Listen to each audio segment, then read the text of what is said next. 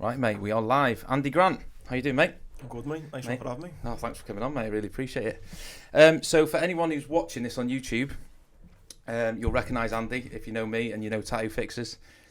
So I tattooed Andy on season 1 of Tattoo Fixers. I actually said to you that I thought it was episode 1 and it wasn't. I watched it back and it wasn't episode 1. But you know when I was on your podcast? It was series 1 though, wasn't it? It was series 1, but I was adamant when I was like, I was like, no, it was episode 1. And then I looked on YouTube and I watched it. And I was thinking, I swore he was on this one, but you must be on. You were definitely on the early episodes, weren't you? Yeah. Well, maybe it was one of the first tattoos you done, but then they obviously swap around the order, don't they?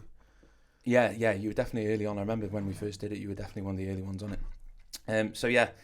So Andy is a former Royal Marine and the fastest single leg amputee in the world. Mate, that is over insane. 10,000 metres. Mate, that is... Oh, right, okay. Over 10,000 metres. I want to get that right. So, mate, that's insane. That's incredible. You must be proud of yourself for that. Yeah, for me, after everything I went through, that was the moment when I felt like I redefined myself again. Yeah. You know, it was I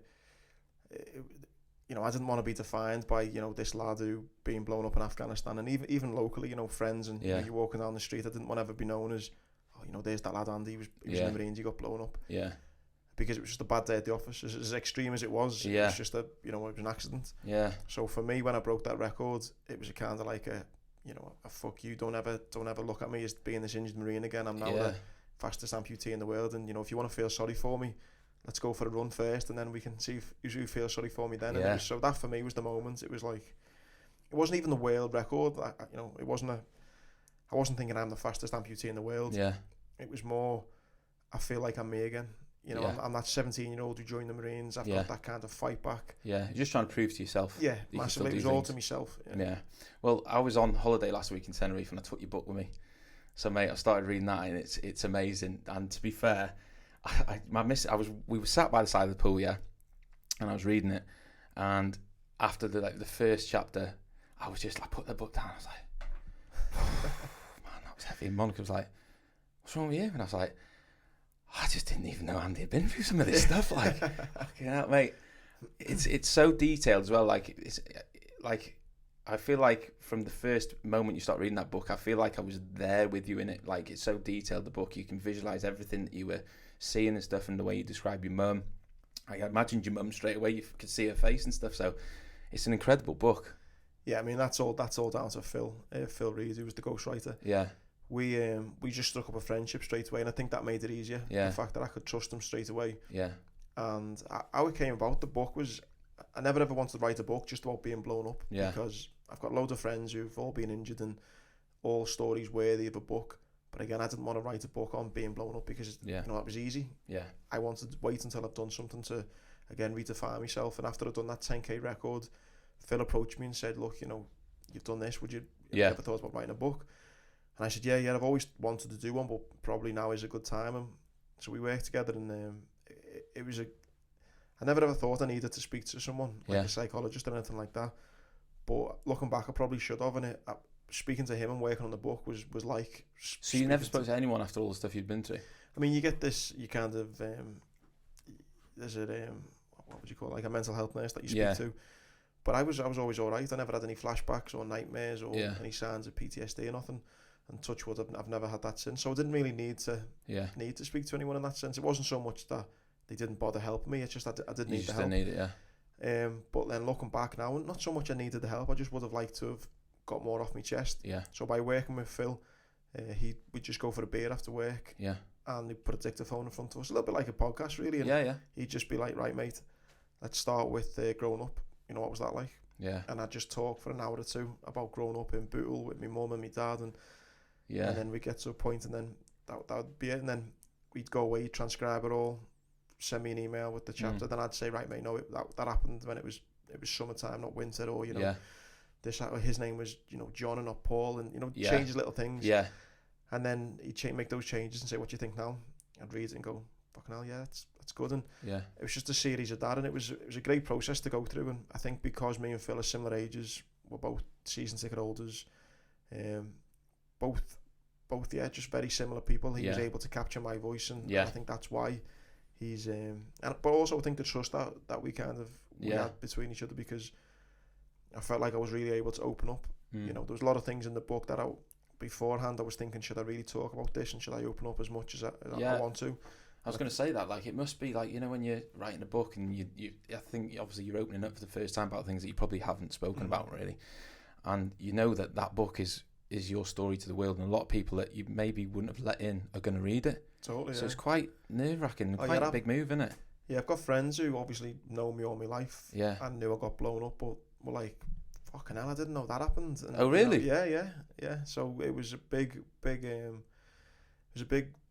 thing for me to be so open with Phil. Yeah. But I'm so glad that I did now, because some of the feedback we've had from the book, again, mental health spoken about a lot more now, and the amount of blokes especially that have said, you know, mate, I couldn't stop crying reading your book, and I felt like this as well, and I've lost my mum, or and various bits in the story that have resonated with people. It's, you know, the idea of the book was never to sell millions, make millions, and ride off into the sunset. It was about making a book that would hopefully try and inspire people, motivate people, and give people a bit of perspective in life. Well, to be honest, mate, it definitely does that. And when I was on your podcast, one of the things that you said to me that made me just think, and, you know, I've thought about it ever since you said it actually, was, you know, you made a comment and you said, you know, when I get up in the morning, I've got to get the prosthetic leg on, and that's a task. But once I've done that, the day is mine.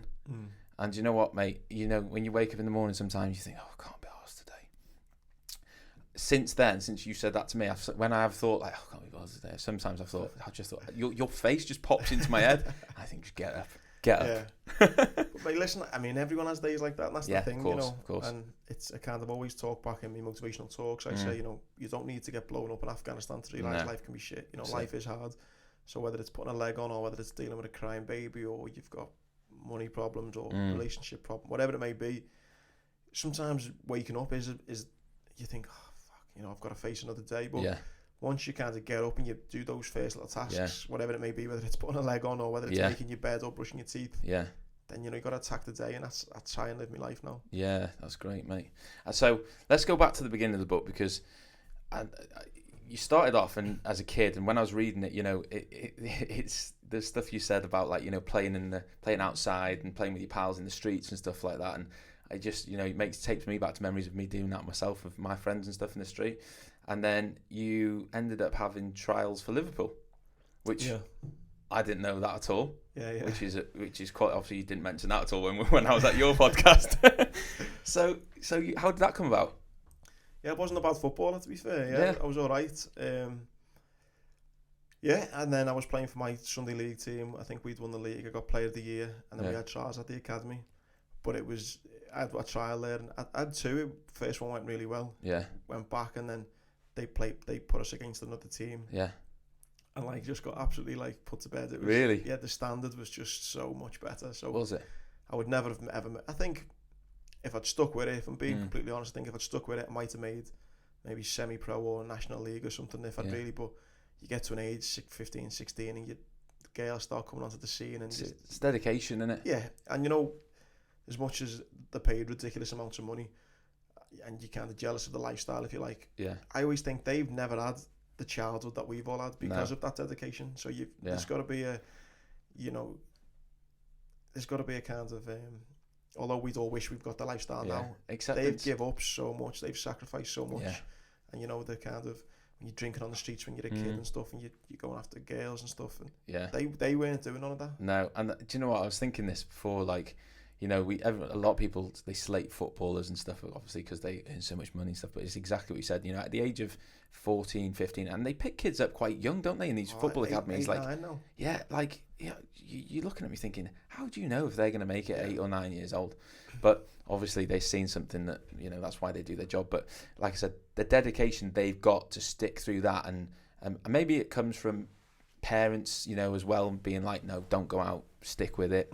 But it's still hard for a person of that age to do it. Even if your mum and dad's saying, look, you know, you got football in the morning, it's still easy to be going. I remember the first time I kind of never went to training one night, and it was because all my mates were going to the park, and there was loads of girls there, and I think it was like 14 or 15, and it's weird. I would remember, not that I'm saying I was the next Steven Gerrard, but even though my ability, however it was, I kind of always remember now the manager going to me, oh, where was you yesterday? And my dad was there, and he said, oh, he went to the park with his mates instead.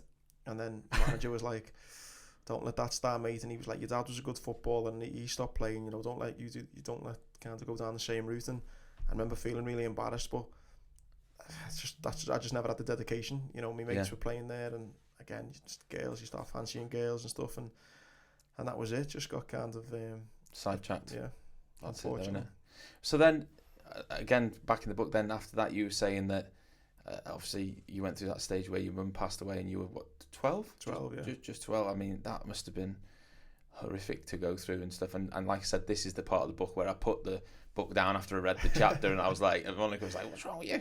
Yeah. Oh, mate, it was just so sad. Like, so sad. And then at 12 years old, you've been through that, and then at the end of the day, you've come through that, and then you said that you saw an advert on the Royal Marines This is a few years after, obviously, yeah. Yeah. So I was like, so again, I didn't know what I wanted to do in school. I was always okay in school, but again, I was one of the lads, and I went on to sixth form, and again, no disrespect to kind of, again, I'm a lot older now, but at the time, it was like the geeks, if you like, who were going to sixth form. Yeah. And all my mates who I hung around with went off and done apprenticeships and went straight to full-time work. And then I was in sixth form, and I was kind of mates with all the girls, but wasn't really mates with any of the lads. So I spent most of my time just sagging off lessons and sitting with all the girls who I was friends with. And all my mates were working and making money. And I'm kind of with, nice people, but just not my type of people at the time. And I'd done a year of A-levels and was just like, this is not me. I need it. Not education's not for me. Yeah. But like at this time in my life, I just need to change. Yeah. And around about that time, I saw an advert for the Royal Marines, and it said 99.99% need not apply. And again, being the cocky 17-year-old I was at the time, I thought, I'll give that a go. Yeah. And I went on to meet the Marines Day, and that was probably the best thing I'd done, because you got to just meet these young lads who were already in the Marines. So I was 17, they must have been maybe 21, 22. And they're all decently big lads in decent shape, good looking lads, and they've been on the piss in Liverpool the night before, and they picked us up at the Liver buildings, and we jumped in this minibus, and they were taking us down to Alcar and kind of having it was like a Meet the Marines Day, and I just had developed the biggest man crush ever on these two lads, and it was just kind of like, I want to be like you. It was just this kind of, they had this aura about them, just when someone's got something about them, and you're like, wow, you're cool, I want to be your mate. Yeah. It was just that kind of, that feeling, and straight away that just planted the seed, and I thought, maybe sixth form's not right for me just now, but maybe this might be.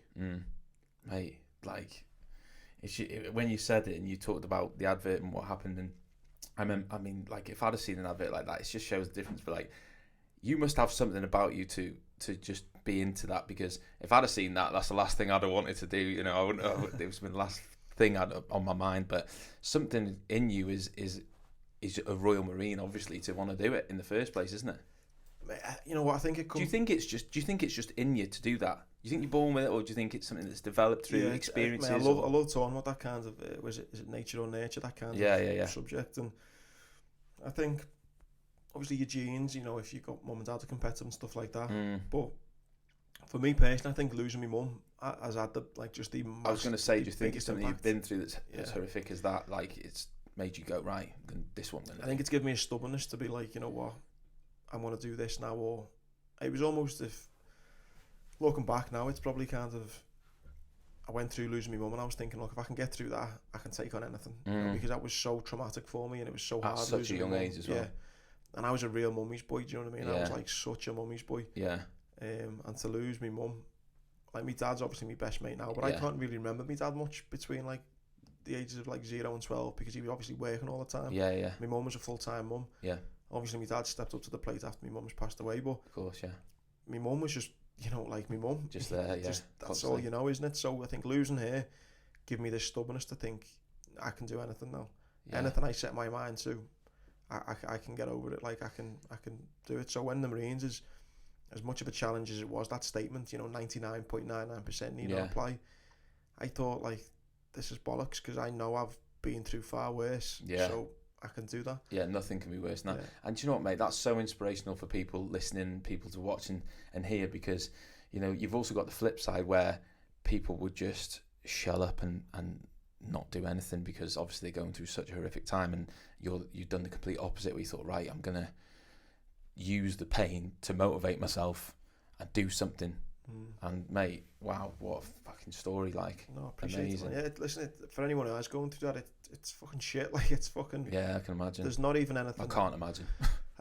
People have come up to me after talks and stuff, and they said, "Oh, I've recently just lost my mum and stuff," and it's like, I don't even know what to say because it is. Yeah, it is so shit. Like, I suppose you don't need to say anything because you both share a moment there. Like, you instantly know. I know what you're going through. You don't even have to say it, do you? Yeah, 100%. And the funny thing was about the Marines, though, I didn't know anything about the Marines. Like, you know, I'd never been to cadets or anything. So did you not know exactly what you're getting yourself into? It sounds really stupid for anyone watching and listening, but like, I should have really known that, you know, the end scenario was probably going to war, and you know, the chances were this kind of thing might have. But again, naively as it sounds, I was just so into the kind of wanting to be a Marine, wanting to have that kind of that aura that these lads had that I'd met one day, and you know, being able to call yourself a Royal Marine Commando and just travel the world and get paid to, you know, be in good shape and go on the piss all around the world and have this bond with all your friends. I thought, because I've never been into money and never been wanting to be like a millionaire in that sense. I've just wanted to kind of live life, and I was looking at these lads who seemed to be living their life, and I thought, you know, I want to be a part of that. Yeah. So when I've turned up week one, day one, you're surrounded by a lot of people whose maybe dads have been in the Marines, or they've been to cadets, or all they've wanted to do is be in the Marines. Yeah. I've turned up thinking, you know, I like me fitness, I like this kind of brotherhood, you know, I want to be part of this. And it was a fucking rude awakening, like, you know, the military side of things. So that was a tough kind of uphill learning kind of task, if you like. Yeah. I remember that. So when you go and exercise, it's called going in the field. Right. And they're talking like we're going in the field for the first time. Yeah. I'm thinking, what are we going to do in this field? You know, what the fuck's going to happen? And so that's how blasé I was about it, really. I didn't know anything. So it was a steep learning curve, but thankfully I stuck with it and got through it. Yeah. What was the moment like where you thought, or was there a moment where you thought, shit, this is real, like this is heavy? Yeah, it was in the first couple of weeks. It was I think we'd fucked up on some sort of exercise, and the captain at the time, he said he just like was bollocking us in the classroom because we'd fucked up, and I think someone must have just been killed in Iraq or Afghanistan, and he just basically bollocked us and said, you know, you do realise that in, you know, 8 months time, 9 months time, whenever it was, you're going to be on a flight going to Afghanistan, and if you're behaving like this and doing the drills like this and not how we've taught you, you know, you're going to be on the front page of the paper and on the news at the 10 o'clock news as a dead body coming home. Yeah. You know, you do realise if you don't book your ideas up, that's gonna be you. And again, that kind of idea then of just being one of the lads, one of the Marines, and that brotherhood kind of was shelved, and I thought, fucking hell, this is real. Yeah. Like, I'm actually gonna be a Royal Marine Commando whose job is to go to war to get the bad guys. Yeah. And, you know, and then I was like, fuck, this is. Yeah, this is hard. But it never put me off. But that was the wake up call, and I thought, like, fuck, this is real. Well, I suppose it's things like that, the make or break situation, aren't they? Because some people go, oh, this isn't for me, actually. And I suppose you've seen a lot of that as well, haven't you? Where people leave. Yeah, I mean, but when I joined, every 2 weeks, 60 blokes would turn up, and if you followed those same 60 blokes 32 weeks through training, on average 7 or 8 would still be there. Really? And that's through injury, through people just quitting altogether, or through failing an exercise or a test. So a troop normally passes out about 6 or 7 original blokes. So it's tough to kind of stick those 32 weeks as 60 blokes together. It's really. So is it? Am I right when said that you did? There's an initial training to get into the Marines, and then you do the training in the Marines, which is like what 8 months? Did you say? Is it 8 months? 32 weeks. Right. Which is about 8.5, 9 months. So right. But you do initial training before that starts to even get accepted. You just do like a 3-day course down in Devon. It's called like a PRMC, pre-Royal Marine course. So you go down, you get a taste of what it'd be like, and they kind of basically just beast you for 3 days, see if you've got what it takes, and then if you pass that, then you get invited to join. Oh wow! So how did that feel when you did? Even going back to those 3 days, like when they said, amazing, I loved it. Yeah, it was a good chance for. I think it's like any job interview, whatever job it may be. Yeah. As much as they're interviewing you, it's a good chance for you to see your potential new boss, your potential workspace. Yeah. And I was the same, looking at, you know, the bottom field, the assault courses, looking at all the other Marines down there, thinking, is this really what I want to do? And I just fell in love with the place. I just fell in love with the challenge. And at the end of the 3 days, if you passed, you got given a pair of boots to wear in. And I remember wearing the boots on the train home and I went to my dad's fire station wearing the boots and said, like, you know, look, Dad, I've made it. So that was a cool. What was he like? You know, he was just buzzing. Yeah. Was he? Yeah, he was made up for me. So that was a big thing to pass the 3-day course and say, look, Dad, I've at least done the first bit to actually start training. And what did your dad think about you when you wanted to join the Royal Marines? Was he a bit like, don't know, you know, because he's probably well aware of the type of thing you're gonna, you know, more so than you might have been that you're gonna go to war maybe, and thinking. Yeah, I mean, he was the one that kind of said, you know, why don't you try something like that? And I looked at the advert, and then I was kind of, you know what, and maybe he didn't think I could do it. I don't know, but I think, you know, he's been a fireman for 30 years now, so yeah. He's had a few scrapes as well. He's been in a few fires and he's like done all that kind of stuff, and so he's known like that. But I think in my mind as well, I'd seen him do that job and thought, I don't want a normal 9 to 5. No, I want that kind of exciting job like he's got. And to be fair, he was just so supportive all the way. Really? Yeah.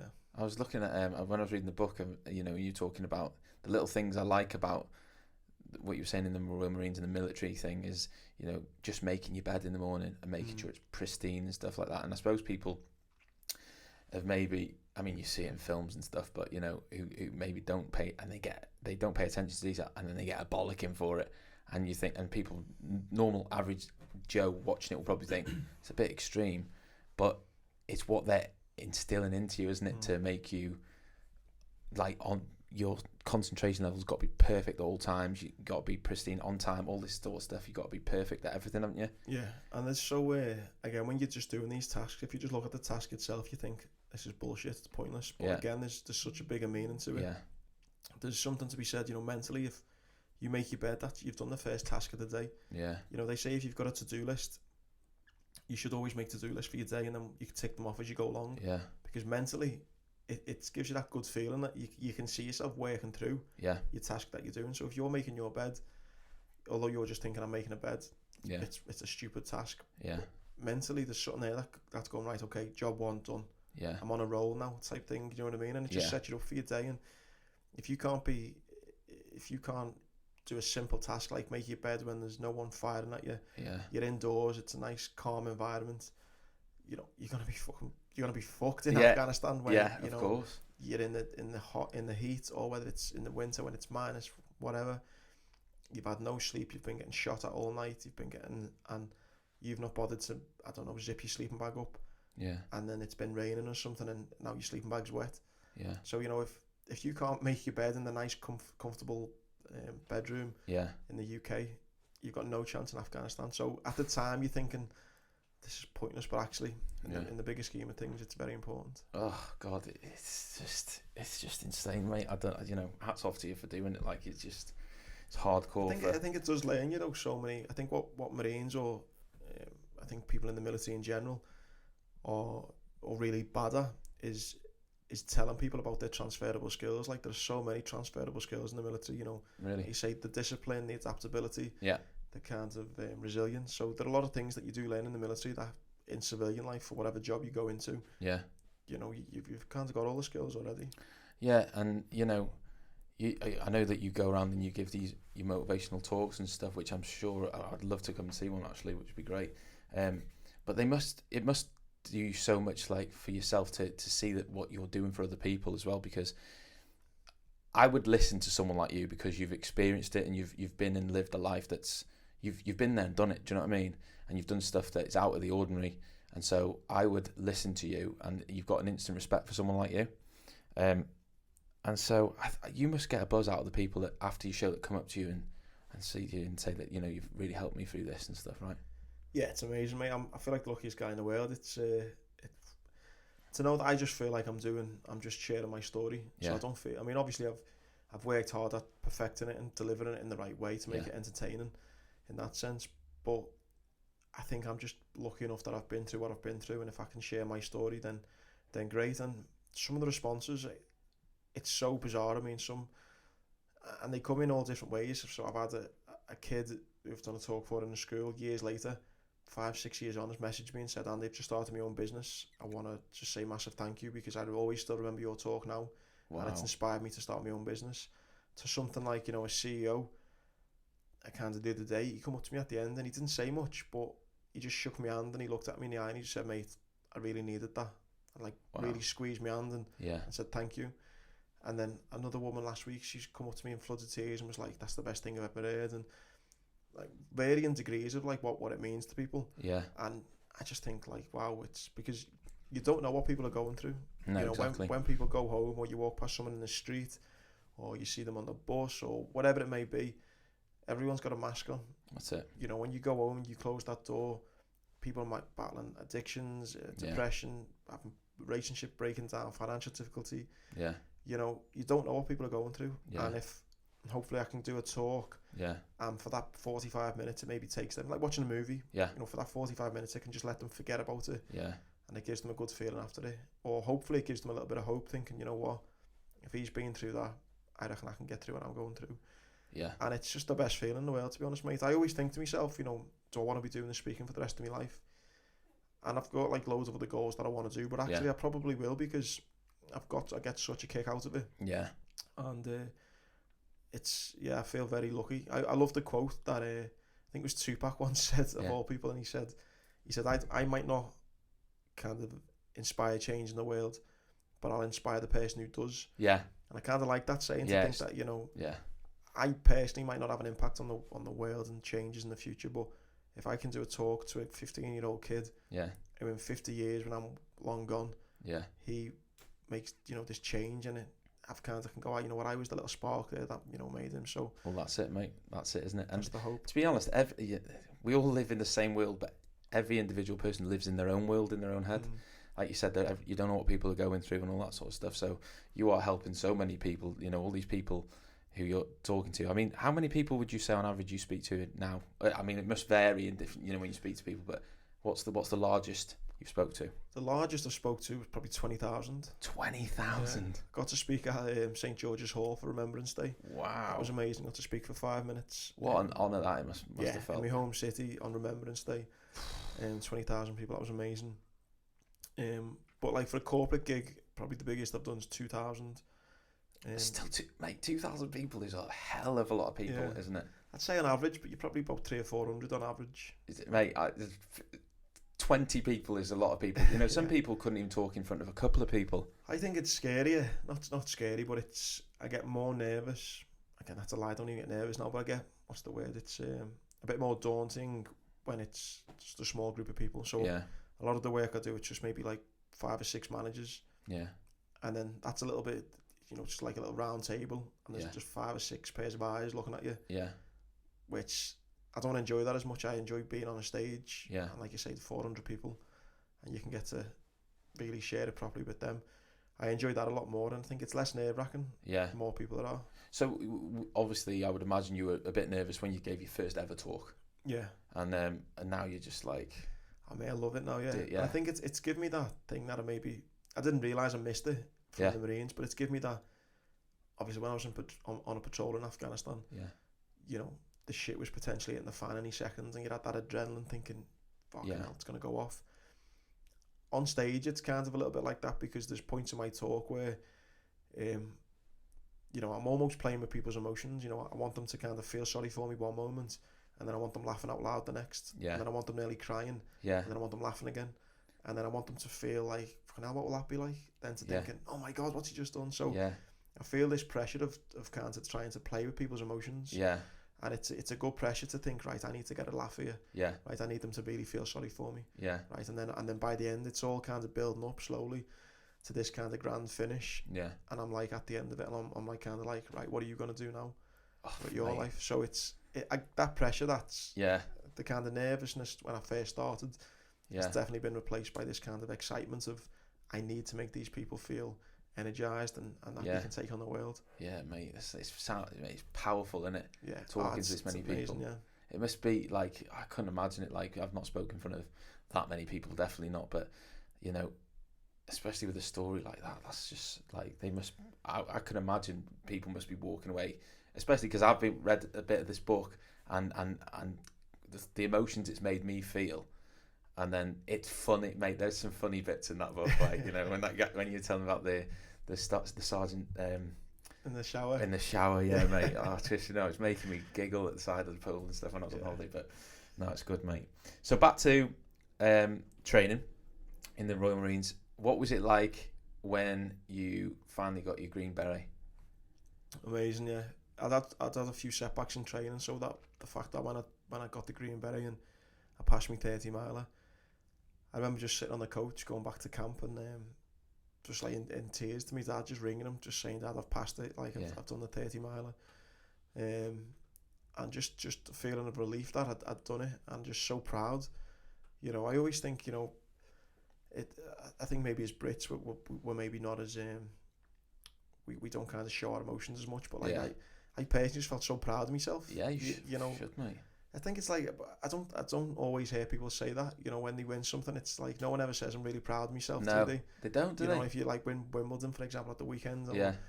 No one says I'm really proud of myself. It's like thanks to everyone, your friends and family. Which don't get me wrong, all deserve thanks. Yeah. Just like my family did for supporting me, but I just felt this like, yes, I've fucking done this. Yeah. It's kind of, I'm proud of myself now, and it was just buzzing, just on cloud 9, thinking yes, I've done it. And just the right to call myself a Royal Marine Commando. Yeah. Did you think it like I didn't know I had it in me? Do you know what I mean? Like, or did you think no, I knew I had this in me? Yeah, probably a bit of both. It was probably I've always knew I had something where I could push myself and go to that darker place, but not in the sense of becoming a Royal Marine. I never probably thought this is where it'll take me. I always felt I could achieve stuff and I'll do something, but I didn't think it'd be as a Royal Marine Commando. As a Royal Marine. No, it's mad how you things change from when you were younger. Obviously, maybe you want to be a footballer, right? And then you realise as you adapt and stuff as you get older. I suppose that when you were being a footballer, you never would have thought you'd be a Royal Marine, and then you probably never thought you'd be a motivational speaker either. Yeah. It's mad that, like, how old are you? 31. 31. In 31 years that you've changed things so many times. Yeah. And you know, you look forward to the future and think, where will I be in another 31 years? That's the crazy thing when you think about life. You know, like 10 years ago, I was just just recovering from getting blown up. Yeah. You know, I'd literally been blown up a few months back. So, and in 10 years, what you've crammed on. So you think, you know, in 10 years I'll be 41, still a young man. Yeah. Who knows what will have happened? You know. Do you think, like, when I hear people think, like, when they talk and stuff about age, I mean, age doesn't bother me at all. No. I think, well, it is definitely just a mindset, but I hear a lot of people, you know, I'm pushing this age now, I'm getting on a bit, and I'm thinking, you're only as old as you tell yourself you're. Yeah. Like, 41, I would not, you know, I mean, look at Beckham. Mate, Beckham's at his peak. Like, he looks great at his age, doesn't he? Like, and he's just getting better as he gets older. A couple of things on that, mate, which 100% agree with. One, I think you're a product of your surroundings. Yeah, you know, if 100%. You surround yourself by people who are always moaning about their age and getting old and stuff, then you probably will end up like that. Yeah. I go to the gym and there's fellas in my gym who are in 80, 90, hitting a punch bag. And I'm like, I want to be like that. Yeah. The second thing, I've read Ross Edgley's book and The World's Fittest Book. And he said, there's a part in it, I've not read it all, I've read the first couple of chapters. And it's a fascinating little story that he says. He went out to South America and he was working on a ranch, herding bulls or horses, something it was, and I think it might have been in Mexico. And anyway, he says to one of these Mexican fellas, you know, how old are you? And he says 55, 60, 65, I don't know. He said I stopped counting after 50. And he said he didn't know how old he was, but the great thing in that, by not knowing how old he was, there was no constraints on him. Yeah. Like you think in society, you know, when you're 55 you might retire, or 65, whatever it may be. So in your head, you know, I've got to work to 65 and then I can slow down now because I've hit the age. Yeah. If no one told you how old you were, you wouldn't know when you had to slow down. No, you wouldn't know when. If I said to you, you know, oh Jay, you know, once you hit 40, you can't lift heavy weights than the next amount. Yeah. If no one told you how old you were, you just keep on doing what felt right. So these kind of Mexican fellas who are getting horses in on all cattle, whatever it may be, they're just living life how they feel, with no age constraints. And I thought, I wonder how old we'd be if I just said, you know, how old are you, and you didn't know. How old would you feel? That's it. That's such a good, how old would you feel? It's such a good, like, if you didn't know how old you are, that's such a good question. How old would you feel? Because it's just mindset, isn't it? It 100%. Totally is. Yeah. And I think, you know, society plays that role on it to totally force you down. Oh God, you know, you got to buy a house now. You're in your 30s. You know, you should be doing the job that you. Fuck, man, just live your life. Do you know what? I think there's a lot to be said for that, about why people, you know, are suffering with so much stuff, and because there's so much thing, especially on social media. There's so many things to say. Oh, you're not quite doing good enough. Do you know what I mean? When you actually are. But there's this big comparison between people. You know, you go one thing, you might have a nice car, which you'll be happy with, and you flick on your social media and see someone with a better car, and you suddenly think, well, there's like markers, isn't there? Yeah, and people get so down about it because they're in this comparison sort of mode, and it's dangerous really because it's affecting people in such a bad way. Yeah, totally. I remember when my mate, it was like a joke, but again, it was just a joke for him personally, but you can imagine other people take it a bit more serious. And I think we were at a festival or something, and my mate got his face painted as a tiger.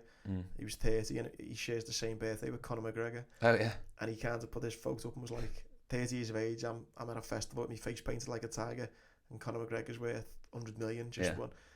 And that was a joke, but again, they're those social markers, aren't they, where you're thinking, right, I'm 30 and, you know, I'm sitting here getting my face painted when what are other 30-year-olds doing? Yeah. Where it's like, listen, if, you know, you'd live your life and if you're happy and you're doing what you want to be doing at that time, then who's to say you're wrong or you're not doing it right? It's so true, mate. Everyone just sets their own limitations to themselves, and you're just a prime example of not doing that, really. So, mate, hats off to you. It's great. So, after you passed out, you went to Afghanistan, yeah? Iraq first. Iraq. Tell me about that, mate. What was that like? Mate, not much to report, to be honest. Really? No, it was a really chilled out tour. I was in a place called Qazar, which was on the Iraqi-Kuwaiti border. Yeah. And it was essentially our job just to try and coach, train, mentor the Iraqi Marines and the Iraqi Navy, in the hope that when we pulled out of Iraq would be in a better place. Yeah. But never fired my weapon once in anger. Was never in any real danger. And the whole kind of role for us there was to act as a force protection troop. So just to make sure everything was safe. And again, just to try and mentor the Iraqis there, that they would be better equipped, better trained, that when we left. So I've done 4 or 5 months there. That's probably as exciting as it got. We had a swimming pool there, we had a volleyball court, we had nice food, computers, TV, a DVD player with Prison Break. That was my kind of go-to. Prison Break. That's when I got a crush on that Sarah Tancretti. Oh yeah. Doctor. Have you seen all of Prison Break? Yeah. It's amazing. Fell in love with Sarah on that. Yeah. That was about it, mate. That was about it. And then come back to the UK. I had about a year in the UK, and then it was Afghanistan. Yeah. What was it like coming back from Iraq for the first time? It was tough, you know. You've been out there for quite a while, right? Yeah. It sounds weird because I've just told you how chilled out it was. But what was weird when I got back from Iraq, I distinctly remember getting a little bit angry, thinking that like no one knew what was going on. Yeah. Even though nothing was going on in the sense of, for me personally. Yeah. There was still stuff going on. Yeah, there was still stuff going on in different areas. Just my area was quite quiet. Yeah. And I remember going for a beer with my dad and just get a bit pissed off, thinking, you know, there's a war going on and no one fucking's talking about it. It's not on the papers. Yeah. You know.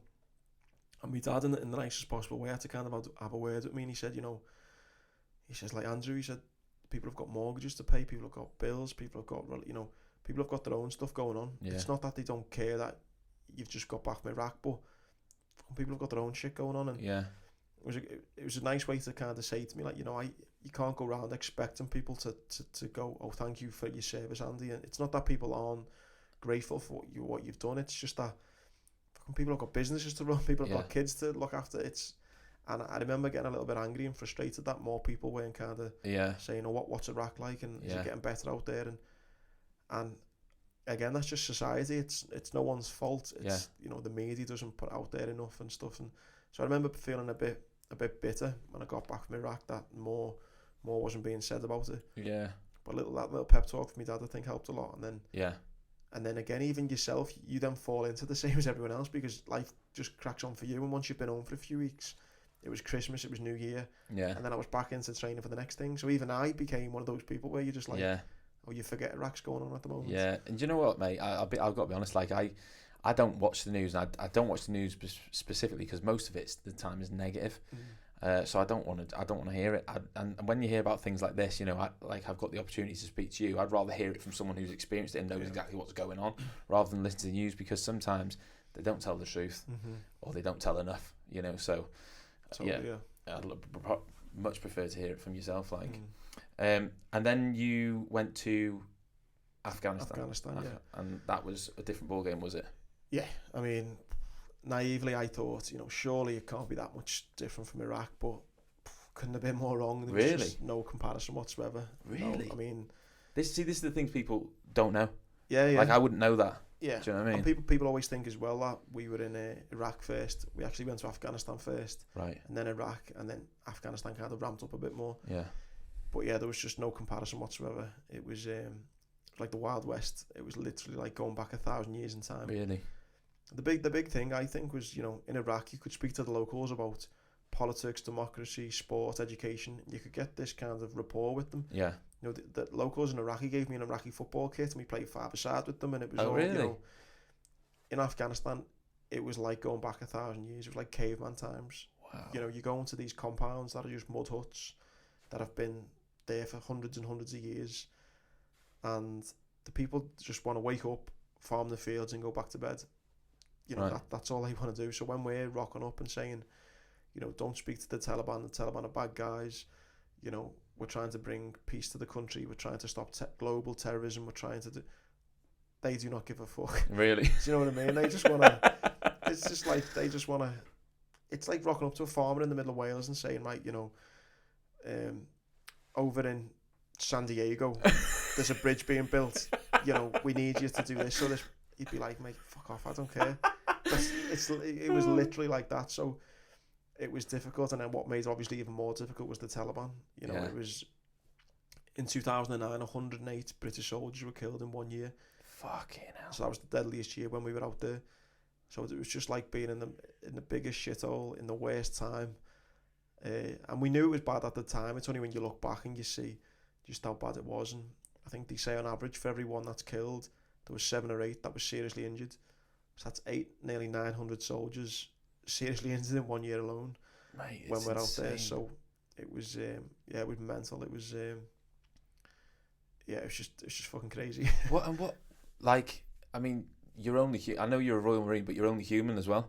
And so that must be scary. It must be scary. Yeah, I think again in the book that's what I kind of try and be as honest about, because again people might think, oh, big Royal Marine Commando, you're not scared.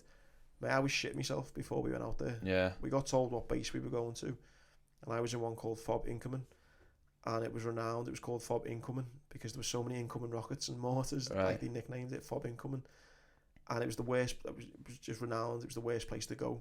So when we got told we were going there, I just had a bad feeling. I was just thinking, this is fucking not good. Really? So I was scared. I don't mind admitting that. I was scared. No. And I think people who say that they wasn't, and maybe lying, I don't know. I don't think anyone would admit it, but I kind of being the only one who was going to Afghan shitting myself that way. And then but when we got there, as crazy as this sounds, you just adapt to it. It just becomes a normal thing, and you go out on patrol, you get shot at, you shoot back, and you just deal with it. And what was it like the first time? Sorry, mate. Just saying that. What was it like the first time you got shot at? Like, the thing for me, what was scary about it was, it's not the actual getting shot at bit, because you train for that. Yeah. The bullets start firing in. You get into cover. Yeah. You start communicating to the guy to the left and to the right of you. You give a target indication. You find out where the danger's coming from, and then you and the section will then start dealing with the situation, whatever that may be. So that was the kind of easy bit. The thing that scared me was the build up. Now the Taliban would have these walkie-talkies that they would communicate with each other. So we'd have an interpreter who could listen in to what the Taliban was saying, and you'd kind of be sitting there on a roof, and the interpreter would say, right guys, the Taliban are talking, and they can see 8 people sitting on a roof, and you counting yourselves, you and your mates, going, fuck, there's 8 of us on this roof. And you're then your anxiety starts rising. You start thinking, what if this happens, what if that happens? Are the Taliban hiding over there? Are they over there? Have they got a bomb? Is it a machine gun? Is it a rocket? And then your mind starts then running away with the situation, and that build up, that for me was the scary bit. Knowing that they're out there watching you, and yet you can't do anything about it. And it was that kind of not being in control of the situation. That was the scariest thing for me. The actual getting shot at, that didn't scare me, because it was just like an adrenaline, like being on a roller coaster, and it's what you were trained to do. It was the kind of, because you can't really train for the build up and the anxiety of knowing that in the next 10 minutes you're going to be getting shot at. Yeah. Well, I remember when I was reading the books, parts where you say, you know, tell me if I say anything is not quite right in you know, like, is it a staff sergeant or a colour sergeant or who was telling you that how clever they are and how, you know, basically when you're saying they can hide IEDs under rocks, they can do tripwires, they can send bombs from text messages and stuff like that. You know, when he's telling you all these things, when I was reading them all, I was like, so what can't they do? Like, do you know what I mean? Like, how have you got a chance of knowing not to touch that rock? I mean, there's millions of rocks. Like, it's just like, literally a minefield, isn't it? Yeah, that was the scary thing, and it was, again, they're only using what they know best. It's like guerrilla warfare, you know. If they think bombs are going to work best, they're going to use bombs. It was just a dirty tactic, because it wasn't as if you're going to stand and have a fight. Yeah. It was, we're just going to put loads of bombs everywhere. And the thing, when you're in Afghanistan, you're on a 6-month tour. You need to be lucky every day for 6 months. They need to be lucky once. Yeah. You know, so you're fighting against the odds straight away. You know, you've got to be on your game, so lucky every single day. It could be your last day of the tour and you step the wrong way and that's you done. They only needed one day. So that was the scary thing, knowing that at any second a bomb could just go off anywhere. Yeah. You know, and they were putting them in dead animals on the side of the road. They were burying them in compound walls. Obviously, they had the suicide bombers. Yeah. So you were just constantly on the edge, just thinking, "Fuck, where's the next threat going to come from?" Yeah. And that was scarier than the actual, because when it went off, you were just in the firefight. Then yeah, you were doing what you knew you had to do. I suppose it's another thing is that, you know, it's not just yourself. I mean, you've built up such a great relationship with your pals who are, like you say, your brotherhood, and you know it's them as well, and they're responsible for you, you're responsible for them, and it's knowing that, you know, if it ain't you, it could be one of them. Like, that's constant in the back of your head must be, I mean, draining as well with the. But I suppose, do you just put it away? It is mentally draining, but then again, it's crazy, but your body just gets used to it, because it was like that saying, you know, train, eat, sleep, repeat. Yeah. It was literally our kind of standard routine. We'd wake up at about 3 a.m, go on a patrol about 4:30, 5, use the cover of darkness to get into a position. First light would come, you'd have a scrap at the Taliban, get back to the compound about 1 p.m, you know, clean your weapon, clean your kit, probably go to the gym, have a shower, play some cards, watch a DVD, go to sleep, wake up, do it again. That was literally what you done every single day. Yeah. So after like the 4, 5, 6 days of doing that, you were just like, don't get me wrong, the first time the Taliban were talking, you were like, fuck, where are they? And then after like a week, you're like, oh, fucking tell them to shut up, you know, whatever. Do you know what I mean? So you don't become blasé, but you just get used to it, you know what I mean? So it's like, there was a great, probably only military guys that understand this, but there was a thing on Facebook, like a meme, and it was like, first day of getting rocketed or mortared, and everyone's like just running around crazy, and then it was like day 50 of getting mortared, and people are just sitting there smoking a fag, thinking like, fucking, you know, bored of this now, and you just get used to it. Yeah. Mate, that's insane. And so was it this tour of Afghanistan that you were blown up? Yeah. So it was your first tour of Afghanistan? One Iraq and one Afghanistan, yeah. So wow. So talk me through what happened. Yeah, so it was the February now, so I'd been in Afghanistan since the October time, September, October. So we only had about 6 weeks left to push, and it was one of the last patrols where we were trying to push the Taliban away from our area, so that when we could hand over to the next British troops that came out. And on this particular patrol, I was the second man. My best mate Ian was leading the way, and the objective for this day was to get to a compound where we knew the Taliban would be, and the idea was to get there before first light. So we're using the cover of darkness, going out at 4 or 5 in the morning, and basically, again, like most patrols, when first light came, we'd be in position to basically give it to the Taliban. And we were walking along this muddy field. There was an irrigation ditch to our right hand side, and you could just about make out on the other side of the ditch. There was trees scattered every few meters. So Ian turns to me and he says, mate, I've got to jump over this ditch at some point. I said, mate, I'm right behind you whenever you're good to go. So he's like, right, okay. He walks a little bit further, and then he gets to a point where he thinks it's a good place to jump, and he says, right, mate, I'm going to jump here. So I stand next to him. He takes a little bit of a run up, and then I'm next ready to jump. And what he's not seeing, which would have been impossible for anyone to see, On the other side of the ditch, in between the two trees, there was a tripwire, maybe an inch or so off the ground. He's jumped at this tripwire, which was attached to 2 mortars. These 2 mortars have went off in between us, blew him forward, and then just kind of went off in front of me. And I just remember hearing the 2 of the biggest bangs I've ever heard in my life. So you'd already jumped at this point? I was kind of getting ready to... He jumped first. Yeah. Hit the tripwire on the other side of the ditch. And I was kind of, just about to jump over. And, just 2 of the loudest bangs I've ever heard, and then fell back, and straight away just thinking, shit. Like, I just knew I'd been blown up straight away. Yeah. And I just started screaming as loud as I could. I wasn't in any pain, but again, I knew it was pitch black. I didn't know whether I'd been blown and fell into the ditch or whether I'd been blown 100 metres away. I just started screaming as loud as I can, just so that the lads knew where I was. Because again, it was pitch black. Yeah. Thankfully, the lads got to me as quickly as they could. I mean, in that one split second, I suffered 27 separate injuries. Like, my whole life changed forever in that one split second. I had shrapnel to my face, a broken elbow, broken sternum, chunks out both forearms, nerve damage to both hands. I severed my femoral artery, which they say you can bleed to death within 6 minutes. A chunk missing out my left leg, and broke both lower legs, nerve damage to both feet. You know, in that one split second. And thankfully, the guys on the ground got to me as quickly as they could and started patching me up. And there was a guy, James Smith. Did they get to you within 6 minutes? Oh, within like probably 30 seconds they were on me, just doing what they could. Fair play. And it's quite funny, there's loads of rivalry between the military. You've got the Marines and the Paras, have a bit of banter, then you have the Army and the Navy and stuff. Yeah. So we always used to give the Army shit, because like, you know, the Marines like the elite. And it was actually an Army medic, a guy called James Smith, who saved my life. Oh, really? He ran to me and he placed a tourniquet on the top of my groin. Yeah. So a tourniquet is basically like your belt, you know, you just tie it as tight as you can. And that's the thing, he stopped the bleed, the femoral artery. And so for about 40 minutes or so, I'm just basically lying there, slowly bleeding to death, until the helicopter came in and picked me up. And for that 40 minutes, the guys were just doing everything they could to keep me alive. And what was going through your head? Or can you not remember? Was it I remember it all perfect, I mean, for the first 10 minutes, I just kept on saying, lads, have I still got my arms and legs? They let me, yeah, Andy, you still got them. I said, lads, don't lie to me, you know, have I still got them? She said, yeah, don't worry.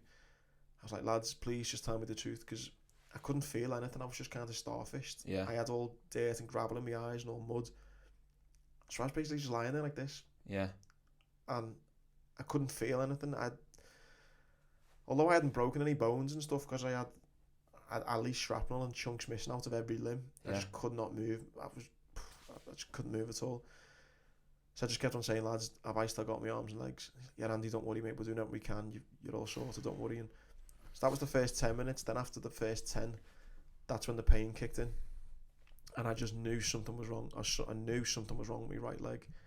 I said, lads, don't be fucking lying to me. Have I still got my right leg? Because there's something seriously wrong. I know, because just the pain was unbearable.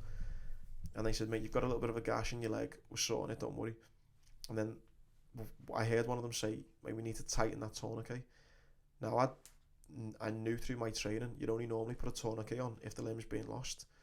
And I said, lads, why have I got a tourniquet on my leg if I've not lost my leg? And they said, mate, you've got a bit of a gash on your leg, we need the tourniquet on. And that's the thing that was causing me a lot of pain. It felt like, you know, obviously your thigh's quite fat, but they had to pull this tourniquet so tight to stop the blood. You know, my thigh was probably like, you know, just squeezed down so much so the blood would stop, I wouldn't piss out. So he pulled this tourniquet so tight and my leg was just throbbing. It was just the worst pain I've ever felt in my life. And then after about half an hour, they got me into the stretcher, pulled me back about 200 metres, and I was literally just in a field waiting for the helicopter to come. And I mean, who knows how close I was to dying, but I just remember lying there feeling tired and thinking, I didn't ever think I was going to die, and I never had one of these, you know, my life flash before my eyes, but I was just getting cold, I was tired, and the lads are saying, Andy, keep talking. And it got to the point I was like, what do you want to talk about? I'm like, oh lad, you know, yeah, fucking Liverpool is shite, yeah. And I was just like, yeah, funny that, yeah. Just in the world. And it's just like... Do you think you were in shock? No, I just think it was just slowly dying. To be honest. This was like after half an hour, so like the shock of being blown up and I'd been through that phase. I'd been through the pain phase, and then it was just kind of, you know, the adrenaline's probably wearing off now, and I'm just kind of lying there, and I've lost a lot of blood, and it was just a case of the helicopter needs to come in. The lads had done everything they could for me on the ground, and it was just let's hope the helicopter gets here in the next few minutes. And I was just lying there. Then I heard the Apache helicopter flying in, and one of the lads said, "Look, Andy, come on, stay awake. There's the Apache. The Chinook won't be too much longer now." And the Chinook's the helicopter with the 2 rotor blades on, and it's got a really distinctive sound. Yeah. And I remember thinking, like, you know, I was just thinking, I don't want to die in Afghanistan. Like, just please fucking get me home. I was just hoping this helicopter would hurry up. And then I just heard in the background just the noise, the 2 rotor blades. It was like that. And I thought, fuck, I'm going to survive. Like, I just, you know, like a feeling of like, just, you feel warm and fuzzy inside. Yeah. That feeling of like love, where you just like feel so happy and content. I was like that. It like warmed me up. Yeah. And the helicopter come in and it landed, and it felt like it landed on my head. It must have landed quite close, and the downdraft and the heat kind of hit me, and again I had this warm fuzzy feeling. The lads picked the stretcher up, they put me on the back of the helicopter, and then it was so noisy I couldn't hear what was going on, but I just remember shouting, "I can't hear you all, but I'm okay." And then that's it. I wake up 2 weeks later. Fuck, really? So did they induce you into a coma? No, they went into it. They just pumped all the bloods, fluids and drugs into me to get me back to the hospital. And then in the hospital they put me into an induced coma. Yeah. And performed 2 life-saving operations on me, and then got me straight back to the UK. So I was in the UK within 18 hours of being blown up. Mate, that's amazing, isn't it? Like, these are things you don't see. No. And you know what was amazing? In that time, that 2 weeks when I was asleep, they do a patient diary. So people there who I've never met, I've tried to contact a few of them. Thankfully got to meet a few of them. But basically, you know, people are looking after me and then handing me over and then writing in this diary. So I've got like 2 weeks worth of people who were looking after me that I've never met before. Oh wow! Who like saved my life. And you know, the first one is off this guy who, you know, was one of the first surgeons to operate on me. And and it's so it's quite emotional when you read it, and the first line of it just takes me back every time. And it says, because again, when I've turned up, it's not like a routine operation on the NHS where you're going, "All right, James, I'm going to be a doctor today." This just a surgeon who's just got, all he knows is a Marine just being blown up. Yeah.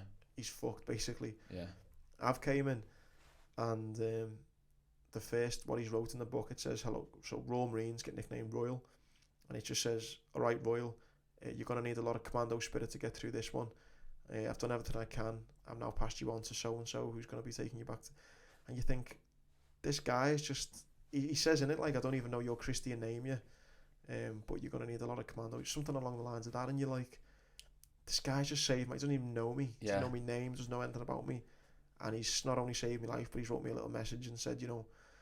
So you get that, and then my mate in the Marines, you had to kind of add all my kit. You have like a kit man type thing. Again, you get the banter side of it, and he's put like, "All right, Granty, good effort on the dramatic injury. You know, see you in a few weeks." So you get like the funny kind of little bits of the diary, and then the real kind of, you know, and then like the nurses back in the UK are saying, "Hi, Andy, I've been looking after you all night in intensive care. We tried to wake you up today out your coma, but you wasn't quite ready. We're going to try again tomorrow." And you're thinking, like, all these people, like hundreds and hundreds of people, you know, played such a major role saving your life, and saved my life. You know, from the guy James Smith who put the tourniquet on, to the guys, you know, making on the radios, getting a helicopter to come in, to the helicopter pilot, to the people on the back of it, to the people in Camp Basti in the hospital, the guy who drove the plane over, flew the plane over, to the ambulance that picked me up from Birmingham Airport, brought me to Birmingham Hospital. Everyone at Birmingham Hospital, it's hundreds and hundreds of people who I owe my life to. So it makes you proud to be British. I'm not really one of these, you know, proud Brits who are like, but that does make me really proud to be part of our military and our country, because we've got some amazing people in this country, and it blows my mind when I think about it. Right, it's nice to hear it. Obviously, you've experienced it, so it's nice to hear exactly all this stuff, because the depth of what you're saying, like, no one would hear this. You don't normally hear it unless you proper search for it and find someone else you know that's been through it. And obviously, there's hundreds of soldiers who have the same thing happen to them, and having the same amount of people do the same thing for them as well. Yeah.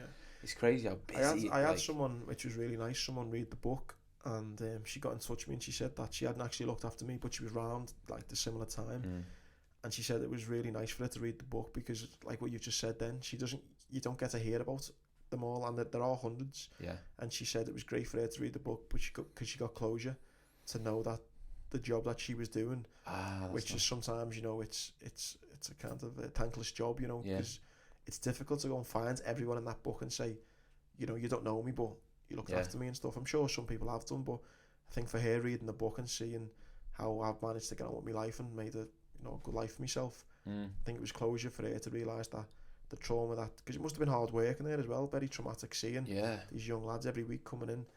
It was nice for her to read, and she just sent me this really lovely message saying, you know, thanks for being so open and honest, and, you know, makes me proud to have played my role in it as well. So it was nice. That's nice, isn't it? And so your mate that jumped over, what happened to him? He didn't end up as bad as me. Really? The way the bomb worked, the blast of it kind of blew him away, and then I got all the shrapnel. So he got a broken femur, broken elbow, and all his left side got peppered. Don't get me wrong, he was still badly injured, bad, but not as bad. And he's made a really good recovery. Yeah. And he's now he went back out to Afghanistan actually. Really? As well, 2 years later, and he's now a firefighter up in Scotland. And we're still best mates now. Oh wow! Been on holiday. Went to Ibiza with him last summer. Oh nice. We took our kids away to Mallorca last week. Went to Disneyland with the kids. So, isn't that? You know, it's amazing, isn't it, that you both survived such a horrific thing that was so close to death, and that, you know, you've both come through it, and you both can talk about it and, like, you know, experience it together. And that you know, if sadly one of you had lost your lives in that, you know, you'd be going through it on your own, wouldn't you? But you've both experienced exactly the same thing. It's an amazing bond, and it's not a bond that, like, a friendship that many people have got, you know. No, so definitely not. It is something really special. Oh mate, that's incredible. And so you didn't actually lose your leg straight away, did you? No. So basically they offered me a chance to keep the leg. I'd lost 6 centimetres of my fibula and tibia. Yeah. So it was a case of either having the leg amputated there and then, or trying to grow the leg back. And they had this big cage called an Elizarov frame, and it basically goes from your knee to your ankle. They break your leg in a separate position, give me a couple of bolts, and then I had to turn these kind of screws and spanners every day for 15 months while the bone got pulled apart. And the idea is, as the bone's getting pulled apart, the leg regrows in between. Yeah. And, you know, I was having to make that decision. You know, 1 minute I'm this big, rough, tough Royal Marine Commando, the next minute I'm having to choose to have my leg amputated or wear this big cage on my leg. Yeah. How would you have had to wear that cage for life? No, just for 15 months. And then, so why? So tell me why you chose to get it amputated. As what? Because did the bone not grow properly? Or no, something? It did. Funny enough, it did. What's the word that for like a bone doctor? What are they called? The orthopedic. So from an orthopedic point of view, it worked. The operation was a success. The cage worked, but there was so much nerve damage. I couldn't wiggle my toes. I couldn't move my ankle. Right. You could literally put a lighter underneath my foot, you know, and I couldn't really feel it. I was walking with foot drop, so I was in pain walking around. And the biggest thing for me, or the two biggest things, was one, I didn't have my life that I wanted. You know, I couldn't run, I couldn't play football, I couldn't climb mountains. I wasn't living this active out of doors lifestyle that I always lived. And secondly, every day was different. You know, I couldn't make any plans. One day, you know, if I still had the leg now, I might have had to cancel today. It might have been like, oh, Jamie, leg's too sore, I can't come. Right. And then I'd wake up the next day and then it'd be okay. Yeah. And the next day it'd be sore again. I was just getting so fed up with it, not knowing whether I was coming or going. And I also was friends with a lot of amputees already now at this point, and I'd seen them run and learn to ski and surf and do all these things as an amputee. Yeah. And I'm thinking, I've got my leg, but I can't do fucking anything. That's crazy to think that, isn't it? Because no one would know that. I became jealous of these amputees, which is mad, isn't it? And so after about 18 months, I decided to have the leg amputated purely, you know, for a better quality of life. Yeah. And so what was that decision like, to make that decision? It was horrendous, to be honest, yeah. Probably the worst, not the worst 6 months of my life, but it was the hardest in the sense of, because my dad didn't want me to have the leg amputated. Right. Because for him, it was like, you know, I'm his only son, I'm his firstborn, and his mindset was, you know, who gives a fuck if you can't run? You know, just walk everywhere. You know, you're alive. That's the main thing. You still got your leg. Just be happy. Yeah. But I was like, Dad, I want to there's more I want to do with my life than just walk around everywhere. That's hard, mate, as well, because your dad, you know, you look up to your dad and your mum and dad give you advice and stuff, and then your dad's telling you, listen, son, I don't think you should amputate your leg, and when you don't have to. Yeah, exactly. Do you know what I'm saying? Exactly. For you to take that decision on and go through with it, mate, is it was incredible. tough because I don't tend to go against my dad a lot. You know what I mean?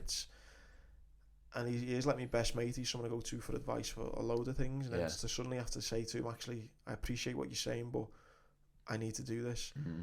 And it wasn't as if like I'm going to buy this car even though you don't want me to. It's like it's heavy, like, right? You know what I mean? And it's not as if you can say, actually, yeah, you were right, I'll put my leg back on. It was tough. It was emotional to make that. There was a lot of tears, a lot of arguments, but it was like that kind disagreements. It's just that emotional kind of. It's just a bad, horrible situation. But thankfully, to his credit, once it was done, he was just super supportive. He was always there for me, and thankfully it turned out all right. So it's probably one of the only times I can say I told you so. You know? But yeah, it was a tough lead up to it. But the funny thing was, once the operation was done, mate, I literally felt like the weight of the world had been lifted from my shoulders, because I had that 6 months of should I, shouldn't I. Yeah. Once it was done, I remember I woke up from the operation and I lifted my leg up, and straight away I felt, obviously the leg had gone. Yeah. And my leg felt really light once I lifted my knee up. Yeah. But then, once I knew it was done, I just felt this thing lift from me. Yeah. I just remember thinking, it's like someone had been like sitting on me for like 6 months, and then now that it had gone and I could breathe again. And I think that was just down to the enormity of the situation and the decision I had to make. Once it was made, it was kind of like, right, I can get on with my life now. Yeah. So it was a good feeling waking up as an amputee, weirdly. Yeah, it's incredible because you've lost your leg, like your leg's off, like, and so, I mean, for everyone, I'm sure everyone who will watch this will already know. Where you come in, sort of. Anyway. Sort of, yeah. So, for anyone watching, this is where I got to meet Andy, and you come in to Tattoo Fixers, and it wasn't to do a cover up, it wasn't to do a fixing of any tattoo, it was to get a new tattoo. But you did have a story, which I want you to tell because it is quite funny as well. So at 16, I had a live bird with "You'll Never Walk Alone" tattooed on the leg, and then when the surgeon, again, one of the reasons I wanted to have the leg amputated was to get that quality of life back, so I could run, play football, climb mountains. And the surgeon said, "Look, Andy, I'm really sorry. The good news is the operation went really well. The bad news is, I noticed you had a live bird with "You'll Never Walk Alone," and it now looks a little bit different." And he basically had to do this. He said, for me to create a decent stump for you, so you can run, play football, do all the things you want to do, I've had to pull the skin round from the back of the leg to create a decent stump, and unfortunately it's cut off the head alone. So your tattoo now reads "You'll Never Walk," which is so ironic.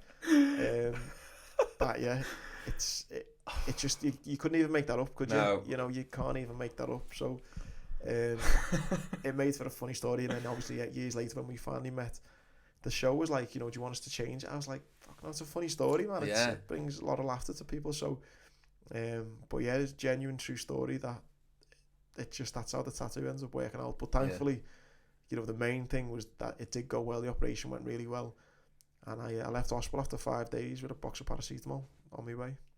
Bloody hell! That it? Paracetamol? Yeah. Shit. Yeah. So how long were you in recovery for then? Like off? I was in hospital for 5 nights, and then I was back in the rehab centre within, I think, maybe 3 weeks. Yeah. And then I was probably walking again by February. So I had the leg amputated the 25th of November. I was probably walking normally again by February, March time. Really? And then running again by the summer. And yours is amputated below the knee, right? Yeah, below. It does make a difference, doesn't it? Yeah. Massive difference, huge difference, yeah. And because I knew someone that had his leg amputated above the knee, and I remember tattooing him once, and he was lying on the bed, and he had both his legs up like this, so that his legs were bent, and his stump was up, and I was tattooing him, and I said, "Does that not feel uncomfortable? Like, does it not feel heavy in his leg?" And he looked, and he didn't even realise that he'd had his leg up, and he was like, raised, was it? Yeah. Well, yeah, it was raised, and he was like, "Fuck, mate, I can still feel my foot." He's like a phantom feeling, like, and he's like, "It literally feels like my leg is resting on my bottom half of my leg, but it's not there." I was like, "That is so great." Do you get that? No, I mean, probably once or twice a year I get a sharp shooting pain. I feels like pins and needles. But really? Some people get that 24/7. So really? I'm really lucky. Yeah. I think because I had so much nerve damage in the leg before I had it amputated, maybe that's something to do with it. But no, I don't get that, thankfully. Fucking hell. So then, how long did it take you to adjust and learn how to walk on your prosthetic leg? Pretty quickly, mate, to be honest. Because to be honest, mate, when I see you walk, you would never know. No, you don't know. The biggest thing for me in the early days was just doing too much too soon. Yeah. You know, it was like just being a kid in the sweet shop. I was just like, right, I've got this prosthetic leg. I'm off. Thanks very much. I'm gone. But obviously, your stump is still new. It's still raw. You're still getting used to it. Yeah. So I'd end up doing too much too soon, and then I'd get an infection.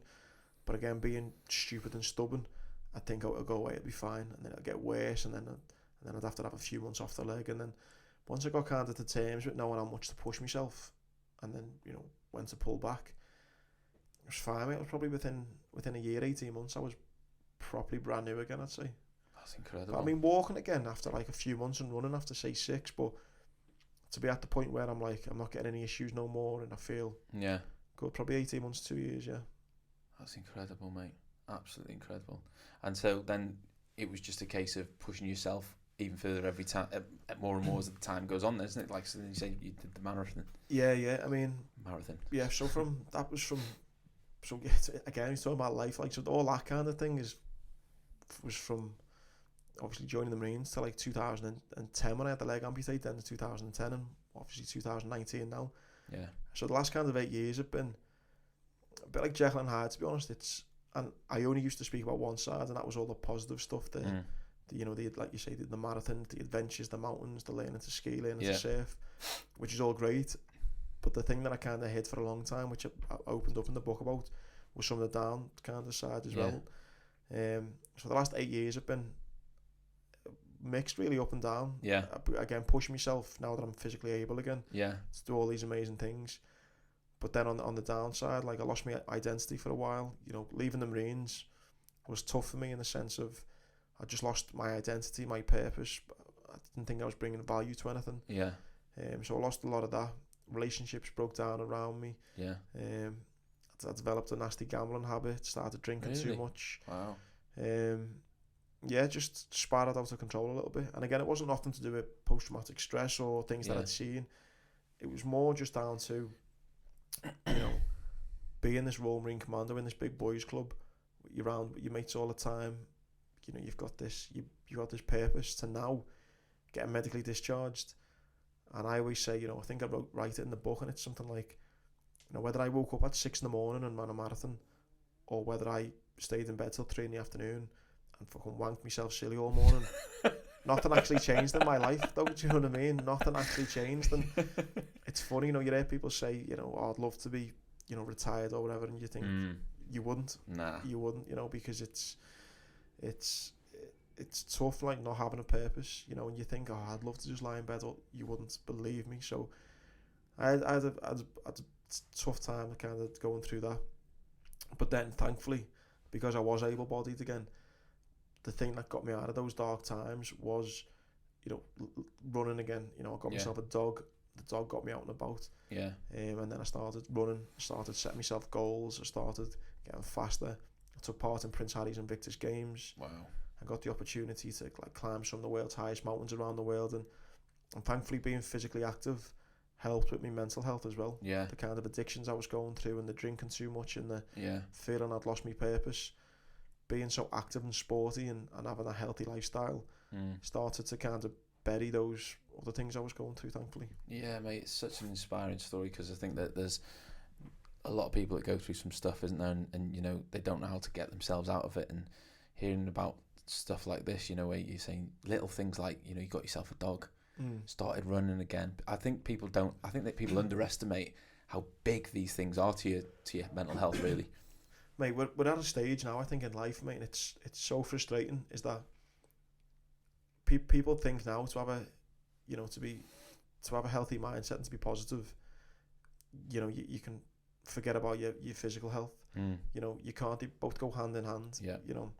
So people think, I'm not like kind of slagging these people off, because it's whatever floats your boat, but posting an inspirational quote on Instagram while you're sitting there in your pajamas at 2 in the afternoon isn't gonna make you feel positive and get you out of a rut. Yeah. Do you know what I mean? Exactly. By saying, oh yeah, you know, it's getting up in the morning, it's making your bed properly, it's doing those little things, it's setting yourself goals and tasks for the day, working your way through them, going to the gym, socialising, you know, trying to make those marginal gains every day and make yourself a better person. Yeah. That's the physical things that you can do, and in turn that will lead to your mental health improving as well. Yeah. You know, again, you're making your bed, mentally you're thinking, right, that's one task I've done today, boom, happy days. Yeah. Post an inspirational quote on Twitter. It might inspire other people, but it's not doing nothing for you. Exactly. You know. Yeah, you do see a lot of that on like social media. People posting, you know, positive stuff, and you think, do you really feel like that, or is it just to make yourself look like you are like that? But you know, who knows? Everyone's got their own stuff going on. But you know, say about making the bed thing. When I was reading the book, since I got back off holiday 3 days ago, I've made my bed every morning. Yeah. Literally, I walk downstairs and I get halfway down the stairs and I think, shit. And I think, oh, and I'll go upstairs and make the bed, and I'll try and make it as pristine as possible. And do you know what, mate? It does make you feel a bit different. Like, there's a really good anyone who's watching and listening, go on YouTube, and I think if you type in US Marine graduation speech, and there's this general who does this speech, and he talks about the 10 things the Navy SEALs taught him. And the first one's making his bed, and he talked about what we've been talking about, and he finished it off and saying, and you know what, even if you do have a shitty day, you go back and you've got a perfectly made bed. Yeah. And you know, that's the thing. It's so true, isn't it? Yeah. You just don't think about these things. There's nothing worse than coming back after a long day. Yeah. Or you've been on a night out and you come back and your bed's not made, and you're like, I know. You know, there's nothing worse. And I've been blown up, and I can say there's nothing worse. Oh God, mate, that's manic. Like, well, mate, thank you so much for coming on, and I really appreciate you coming on, giving you time, and I'm sure there's so many people who are going to listen to this and take so much inspiration from it. I have got a little gift for you, and I do this for everyone that comes on. Did you see the first one? Yeah. You know what it's going to be? Yeah. So you know what you're getting. So it's a little T-shirt, mate. I appreciate it, right mate. There. And then there's a little caricature on the front here. That's quality. So everyone at home, this is Andy's. I appreciate that, mate. There we go. Just a little souvenir for you to take away, mate. Thanks to so say much, thank mate. you for coming on. I really appreciate it, mate. And yeah, like I said, I'm sure there's so many people who are going to be totally inspired. I'm inspired by it. I can't wait to carry on reading the rest of the book. And yeah, thank you so much, mate. Thanks for coming on. Thanks for having us, Jay. Cheers. You're a star, mate. Thanks.